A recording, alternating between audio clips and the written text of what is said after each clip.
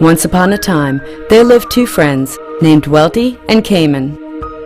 They were friends since they were in school and had not seen each other for a long time. Until one day, they ran into each other in the shopping mall. They were surprised and happy to see an old friend again. They began to tell each other the stories of their lives. Welty told the story of his fabulous life, in which he had plenty of time to spend with his family, which he could afford because he never had any problems with his finances. Plus, he had the freedom to pursue his hobbies and be engaged in social activities.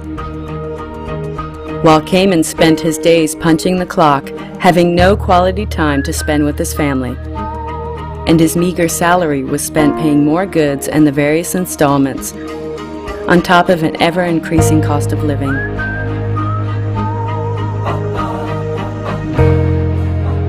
Seeing his friend's pitiful condition, Welty shared a lot of input with his friend.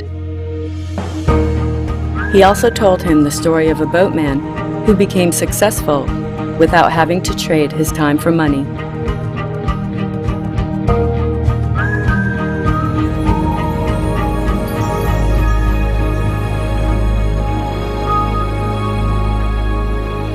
Once upon a time, there lived the village chief, who had a beautiful daughter.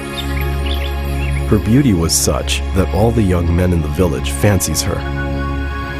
Ari was the name of the girl, given to her by her parents. Of all the young men in the village, Ari only set her eyes on two of them. One was called Brito, and the other, Bodhi. It was their spirit and ambition that really impressed her. Time passed, then season changed, until one fateful day, a terrible disaster struck the village. A mighty earthquake had split the village into two parts, separated in the middle by a wide and deep river. The village chief and his family was now on the western bank of the river, while the two young men, Brito and Bodhi, were on the eastern shore of the river. The two young men started to make raft in order to cross the river to see Ari. They did not realize that this raft brought them something unexpected. They began to make money crossing the villages who wanted to see their families to the other side of the river. Time passed, and by next year, Ari will be 18 years old. According to the village tradition, a girl is entitled to choose her suitor when she reached the ages of 18. Ari was so distressed, but could not make up her mind as to choose between Brito or Bodhi. Seeing the dilemma of his daughter, the village chief finally declared a contest.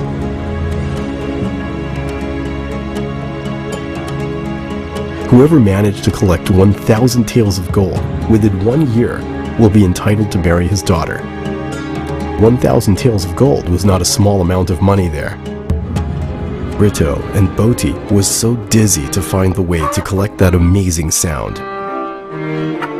They couldn't imagine the thousand of crossing they had to make for 1,000 taels of gold to materialize.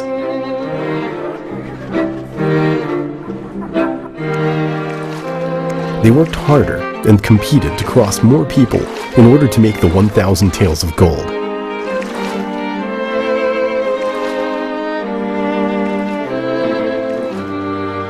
As days went by, they became smarter.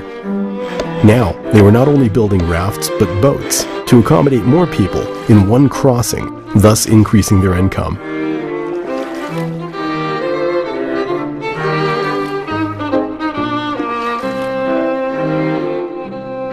Brito realized that he could not work alone like this forever. After spending some time calculating, he decided that he could never come out with that sound taels of gold crossing people to the other side. After giving some thought to the matter, Brito decided that he would build a bridge, connecting the two halves of the village, and he would make money by doing that. Brito believed that by building the bridge, he was not only have the 1,000 taels of gold, but he would never have to row his boat again, forever. Brito set his heart to build the bridge that he had drawn, although he encountered strong opposition and ridiculed by the villagers, who told him that building the bridge was a crazy idea, a wasted time, and he would never make any money. While building the bridge, Brito still continued to cross people with his boat, because he realized that his bridge had not yet been completed and still to yield the single cent. By day, he was crossing people with his boat, and by night and in his spare time, he was building his dream bridge. While Bodhi's income had now increased by crossing more people, with his great energy, he could do more crossing in a day than Brito. His lifestyle began to change, and every day he wasted his money indulging himself.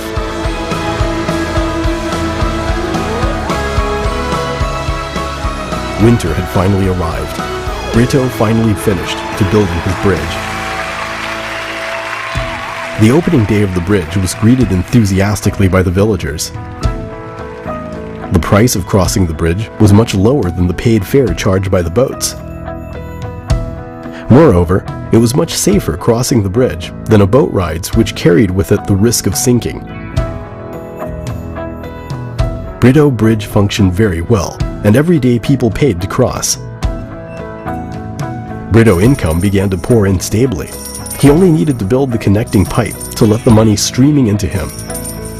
Naturally, this led him to be the first to collect the 1,000 taels of gold required by the village chief.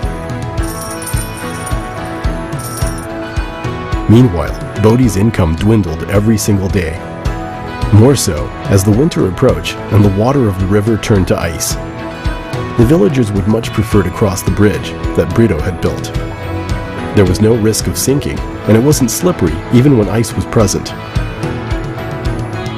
Now even Bodhi's strength began to fail. He pushed himself too far. Poor Bodhi, he traded all of his time for money, and now even he could not use his strong body for work.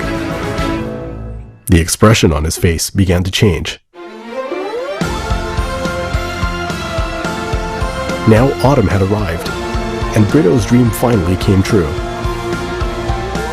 With confidence, Brito went to the house of the village chief to ask Ari's hand in marriage. Finally, Brito and Ari lived happily ever after, enjoy financial freedom, time freedom, and prosperity forever.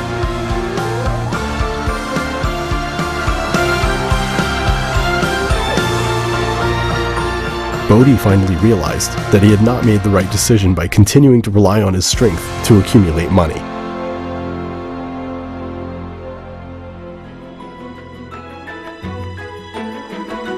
After listening intently to the story, Karmen was beginning to think that he too was doing the same thing that Bodhi did.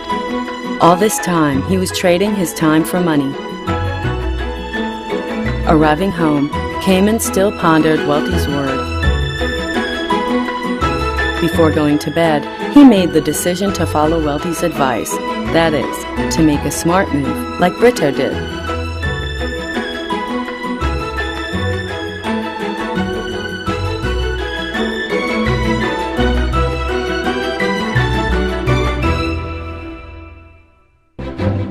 What about you? Which method do you prefer? If you are still unsure, try answering the following questions. Do you possess an income that flows continuously for 24 hours without you actually having to work for it? Are you relying on strength alone, or do you have a right system to produce money?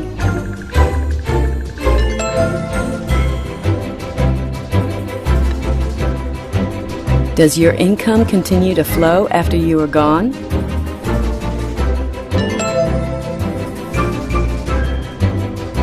Can you quit work anytime you choose without sacrificing your income?